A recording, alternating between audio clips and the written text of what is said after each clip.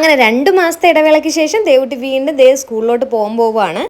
എൻ്റെ ഇപ്പോഴത്തെ ഒരു സിറ്റുവേഷൻ വെച്ചിട്ട് ഈ 2 മക്കളെയും നോക്കി എൻ്റെ ജോലിയും നോക്കി വീട്ടിലെ കാര്യങ്ങൾ നോക്കി മുമ്പോട്ട് പോകാൻ ഭയങ്കര പാടാണ് കേട്ടോ. തൽക്കാലത്തേക്ക് ഞാനിപ്പോൾ എൻ്റെ വീട്ടിലാണ് നിൽക്കുന്നത്.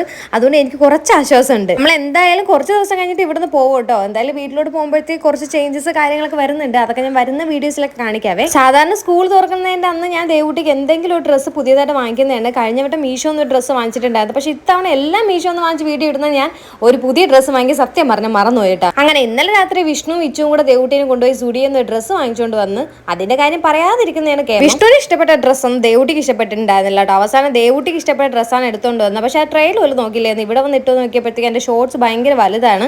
ഒന്നാമത് അവൾക്ക് വണ്ണം കൂടെ ഇല്ലല്ലോ.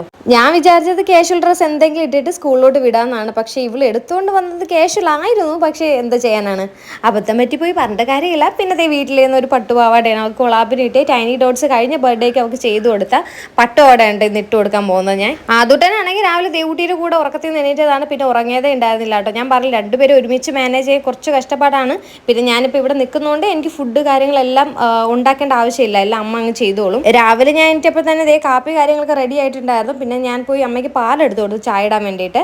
അപ്പോഴത്തേക്ക് ഇവിടെയുള്ളവരാരും രാവിലെ ചായ അങ്ങനെ കുടിക്കാറില്ല. പക്ഷേ എനിക്ക് ചായ മസ്റ്റായിട്ടുള്ള കാര്യമാണ്. അതുകൊണ്ട് ഞാൻ പാലെടുത്ത് അമ്മയുടെ കൊടുത്തപ്പോൾ അമ്മ പോയി ചായ ഇട്ടു.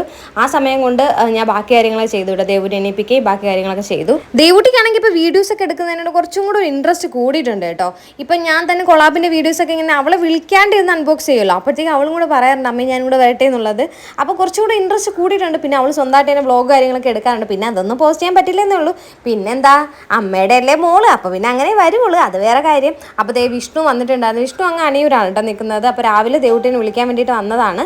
അവ വന്നപ്പോൾ പിന്നെ ആദ്യകൂട്ടനെ അവൻ അങ്ങ് എടുത്ത് വെച്ചു കേട്ടോ. ആ സമയം കൊണ്ട് ഞാൻ അവളെ റെഡിയാക്കി. എനിക്കാണെങ്കിൽ ഈ ഹെയർ സ്റ്റൈൽ ചെയ്യുന്നതാണ് ഒട്ടും പറ്റാത്ത കാര്യം എന്ന് പറയണത്. എനിക്ക് എന്ത് ചെയ്താലും അങ്ങോട്ട് ശരിയാവില്ല കേട്ടോ. പിന്നെ എങ്ങനെയെങ്കിലുമൊക്കെ അങ്ങ് ഒപ്പിച്ചെടുത്തു.